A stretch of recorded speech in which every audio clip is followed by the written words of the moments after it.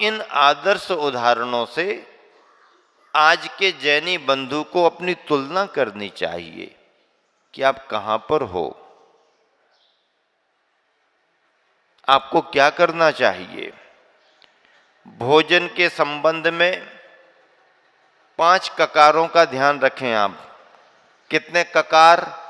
ककार 5 ककार, सब में का लगा हुआ मिलेगा। क्या? भोजन में क्या करना, क्या करना क्या नहीं करना, इसका विवेक। तो भोजन में क्या क्या भोजन करना, अर्थात सामग्री भोजन की क्या होना चाहिए। भोजन कब करना, समय का ध्यान रखना पड़ेगा। भोजन क्यों करना, प्रयोजन।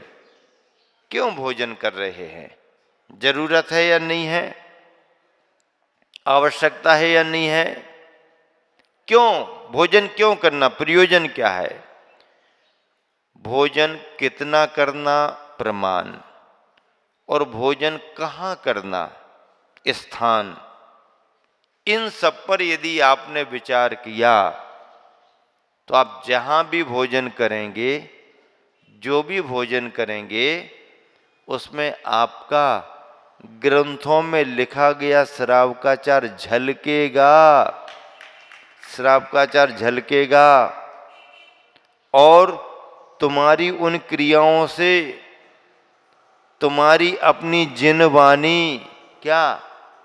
तुम्हारी अपनी जिनवानी जिंदा बनी रहेगी। और यदि श्रावकाचार छूट गया खान पान से, रहन सहन से, तो मंदिर में रखे ग्रंथों में जिनवानी केवल कागजों में लिखी रहेगी, तुम्हारे जीवन में जिंदा नहीं रहेगी। बहुत बड़ी बात है भैया। मुनियों का धर्म तो महान है ही, गृहस्थों का, श्रावकों का धर्म भी सामान्य नहीं है। जैन श्रावकाचार के अनुसार यदि कोई गृहस्थ अपनी दिनचर्या बना लेता है तो उसको आधा साधु कह दिया।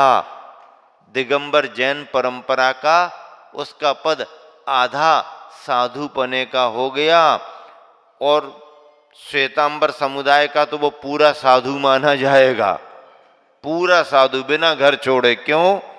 क्योंकि इसकी जितनी कड़क चर्या श्रावकाचार में हो जाएगी, उतनी श्वेतांबर समुदाय के दीक्षित साधु की उतनी कड़क चर्या नहीं है आहार खान पान संबंधी। वो गृह त्यागी साधु माना गया और ये घर में रहने वाला श्रावक माना गया। लेकिन श्रावक को भी श्रावकाचार में इतना कसा गया है कि यदि अच्छे से पूर्ण रूप से श्रावकाचार पाल ले तो घर में रह करके भी बाहर का तो पूरा साधु है, दिगंबर साधु के सामने आधा माना जाएगा, आधा। फिर दिगंबर साधु की चर्या तो अब आपको बताने की जरूरत नहीं है, क्योंकि पैदाइशी आपको संस्कार मिले हैं, आप समझते हैं। श्रावकाचार बहुत श्रेष्ठ है, कहीं भटकने की गुंजाइश नहीं। नीतिकारों ने लिखा कि तुम कितने ही रत्नों की चर्चा करो, लिखने वाला लिखता है कि मेरी नजर में तो केवल 3 रत्न हैं। उसकी नजर में केवल 3 रत्न हैं। क्या? जल को उसने रत्न माना, अन्न को उसने रत्न माना, और अच्छे से बोलने को उसने रत्न माना। जल मन्नम सुभाषितम, जल को रत्न माना। रत्न क्यों? अरे रतन तो रतन, जल तो जीवन है भैया, जीवन माना गया है। हाँ, बाकी कुछ ना मिले तो चल जाएगा, कपड़े ना मिले तो चल जाएगा, अच्छे ना मिले तो भी चल जाएगा, सामान्य मिल जाए तो भी चल जाएगा, और नहीं भी मिले तो भी मरने की नौबत नहीं आएगी। धन पैसा नहीं हो, मकान नहीं हो, दुकान नहीं हो, तो भी कहीं ना कहीं से पेट तो भर ही लेगा, आधा पूरा जैसा भी हो। भोजन भी कथनचित दिन दो दिन ना मिले तो भी चल जाएगा, लेकिन पानी भी दिन दो दिन ना मिले तो भी चल जाएगा। ऑक्सीजन वो तो और बड़ा रतन है। जल को रत्न कहा, जल जीवनदायी है। अन्न को भी रतन कहा। अन्न कैसा है? अन्न को भी प्राणियों का आधार, शरीर का आधार माना गया। और सुभाषित नीतियों को समझ करके मर्यादा पूर्वक बोलचाल रखना, ये रत्न माना गया है। अभी मैं कह चुका हूं, जो विलंब से आए वो फिर से सुन लें कि अपने मुख से निकले गए संबोधन, दूसरे के लिए संबोधन, अपने मुख से निकले गए संबोधन यदि अच्छे होते हैं तो फिर संबंध भी अच्छे होते हैं। हाँ, संबोधन अच्छे होना चाहिए, आत्मीयता झलकनी चाहिए। अपने शब्दों को सुनकर के अपरिचित को ऐसा लगे कि ये तो ऐसी बात कर रहा है जैसे बहुत पुराना परिचित हो। हाँ, जिसके मन में ऐसा लगता है कि मैं तो इनकी नजर में पराया सा हूं, निकटता नहीं है, आपके संबोधन सुनकर के उसको भी ऐसा लगे मैं तो इन्हीं का हूं, इन्हीं के पास रहता हूं। हाँ, बिना पूंजी के धंधा है ये क्या है?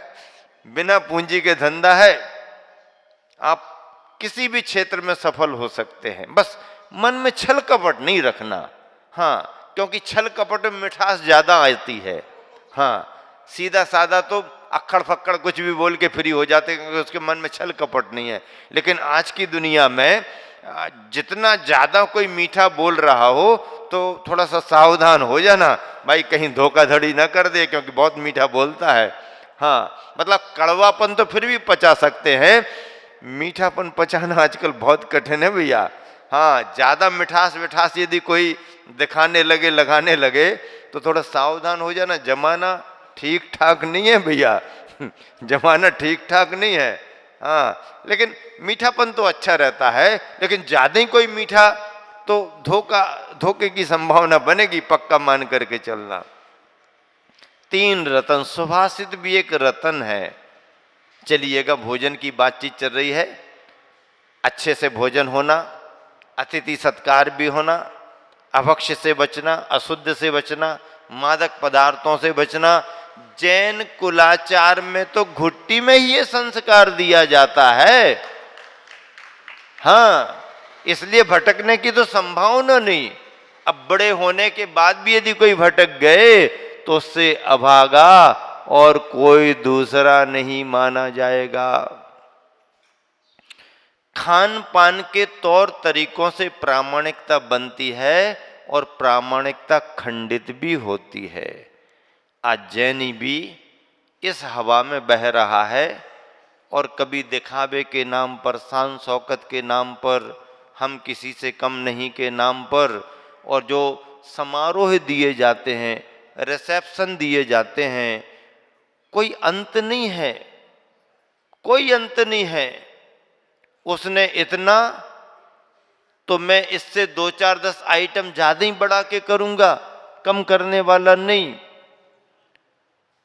आने दो, जाने दो, खाने दो, और जितना खाते नहीं है उतना फेंकता रहता है।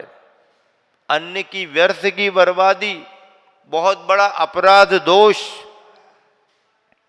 और अभक्ष्य सामग्रियां भी सामूहिक रूप से, हाँ, विदेशी कल्चर, विदेशी हवा, टीवी का जमाना, ये भी वो भी। आजकल गृहिणियां ढेर सारे आइटम बनाने में दक्ष हो गई हैं, बिल्कुल देसी और विदेशी। और अगर उनसे प्रतियोगिता करा दो तो दाल रोटी सब्जी बनाने में बिगाड़ देंगी। हाँ, अरे ये तो घर की है ना, इनको क्या बनाना। दाल रोटी सब्जी बिगाड़ रही हैं और ये आइटम वो आइटम वो, इससे गृहिणी की सही पहचान नहीं बनती। तुमको बहुत ज्यादा बनाना आ रहा है इसलिए तुम बहुत योग्य हो, ऐसा नहीं है। जो रोजमर्रा का जीवन है, रोजमर्रा का खान पान है, उसमें यदि तुमने सही बनाया तो तुम योग्य गृहिणी हो, दक्ष गृहिणी हो। और इन पर तो ध्यान ही नहीं है। अरे जो तो रोज ही बनाते खाते रहते हैं और उसमें यदि दक्षता नहीं है तो तुम विज्ञापन देख देख करके, किताबें पढ़ पढ़ करके बनाना इतना और सामान इतना बर्बाद कर देना। हाँ, जितने विशेष आइटम बनते हैं बनता इतना सा है। और हाँ, ये भी एक लहर चल रही ना, किसी की बुराई नहीं कर रहे हैं और तुम ज्यादा घर में कहना नहीं तो फिर तुम्हारे को मुश्किल हो जाएगी। तुम तो प्रशंसा ही करना, महाराज कुछ भी कहते वो महाराज की बात मानी जाती है, तुम ठीक ठाक रहना, नहीं तो तुमने महाराज जी की बात को दोहरा दिया, वो पास हो जाएगा, हमारे पास आ जाना, हम आहार करा देंगे। हाँ, मेहनत तो करती हैं, धार्मिक भी हैं, संस्कारित भी हैं, ठीक है, लेकिन अपव्यय से बचना, फालतू दिखावे से बचना और विदेशी पद्धति के आइटमों से बचना। 100% सत्य है, विदेशी पद्धति के आइटमों से बचना। भारतीय व्यंजन ढेर सारे हैं, उनमें एक से एक अच्छी चीजें, स्वादिष्ट भी सुंदर भी ढेर सारी चीजें हैं। पद्धति भारतीय पकवानों को बनाने की होनी चाहिए, विदेशी आइटमों को बनाने की होड़ नहीं होना चाहिए, अन्यथा तुम्हारा किचन किसी भी दिन बर्बाद हो जाएगा, सदोष हो जाएगा। गांधी जी से एक ने पूछा, बड़ा परिचित था, अच्छा था, सेवा भावी था, उसको अपनी बेटी की शादी करना थी। अब उसने सोचा बापूजी से मार्गदर्शन ले ले। पहुंच गया, बापूजी बेटी की शादी करना है, कहां कर दें शादी, कहां कर दें, तू जान, तेरा काम जान, तू अपने हिसाब से देख, मेरा काम ये थोड़ी है। फिर भी मार्गदर्शन तो कुछ, बच्ची का भविष्य अच्छा रहे। अच्छा, सेवा भाभी है, अच्छा आओ बैठो, पक्के में करना है, तुम्ही को तय करना पड़ेगा, मैं कुछ नहीं बताऊंगा, तो कुछ तो बता दो, कोई मंत्र तो दे दो। तो बापूजी हंसने लगे और कहने लगे, जिसके घर में तुम लड़का देखने जाओ तो बाकी चीजें मत देखना, हाँ उसके रसोई घर में चले जाना, उसका खाना देखना, और भोजन के बाद में जहां फ्री होने के लिए जाता पखाना देखने चले जाना। बोले और कुछ नहीं देखना, बैठक नहीं देखना, सीनरी नहीं देखना, ये नहीं देखना, दुकान धंधा कुछ नहीं देखना, तेरे को बेटी देना है और सुखी रखना है ना, तो जा, बाकी चीजें तो देखना सो देखना, लेकिन रसोई घर में खाना देखना और तैयार होने के लिए जहां जाएंगे वहां पाखाना देखना, दोनों अच्छे दिख जाएं तो शादी कर देना। क्या कहा गांधी जी ने, जय हो, दोनों अच्छे दिख जाएं शादी कर देना, कोई विचार करने की जरूरत नहीं है। मतलब ये है, देखने दिखाने की दुनिया अलग होती है और घर के अंदर की असलियत अलग होती है। पुरानी महिलाओं की ये आदत पुरानी महिलाएं जानती हैं, बड़े बड़े लोग बाहर बैठ कर के बात कर रहे, क्या होता, कैसा होता, क्या धंधा, क्या पानी, और जो योग्य गृहिणी होती वो बाहर नहीं बैठती, वो अंदर चली जाती और अंदर रसोई घर कहाँ है क्या, वो उससे अंदाज लगा लेती है कि परिवार का वातावरण कैसा है। हाँ, रसोई घर से पूरे परिवार की विचारधारा मालूम होती है। इसलिए रसोई घर तुम्हारे घर को केंद्रित करने वाला और रसोई घर में बना हुआ भोजन जो अंदर ग्रहण करोगे, फिर यह पेट तुम्हारे दिन भर और जीवन भर को नियंत्रित, कंट्रोल रूम, हाँ कंट्रोल रूम यहीं से चलेगा आपका। छोटे छोटे उदाहरण सुनाता हूं। महाभारत का युद्ध हो गया, बहुत पश्चाताप सभी को हुआ। पांडव और द्रौपदी अंत में भीष्म पितामह के पास पहुंची। भीष्म पितामह सरसैया पर पड़े हुए थे, आखिरी सांसें गिन रहे थे। पांडवों ने हाथ जोड़ करके निवेदन किया, पितामह आगे के जीवन के लिए कोई मार्गदर्शन, कोई उपदेश दें। और भीष्म पितामह ने वहाँ उस समय पांडवों को समझाना शुरू किया। धीरे धीरे कुछ बातें बताते रहे, समझाते रहे। तो उस उपदेश को सुनकर के द्रौपदी हंसने लगी, जोर जोर से हंसने लगी। भीष्म पितामह ने देख लिया और कहा, हाँ बेटी तुम हंस सकती हो। पांडवों ने पूछा क्यों? तो द्रौपदी ने कहा, इसलिए हंस रही हूं कि जिस समय उपदेश देना चाहिए था उस समय उपदेश नहीं दिया, और अब सरसैया पर पड़े हुए उपदेश दे रहे, तुम्हारे उपदेश का प्रभाव क्या पड़ेगा?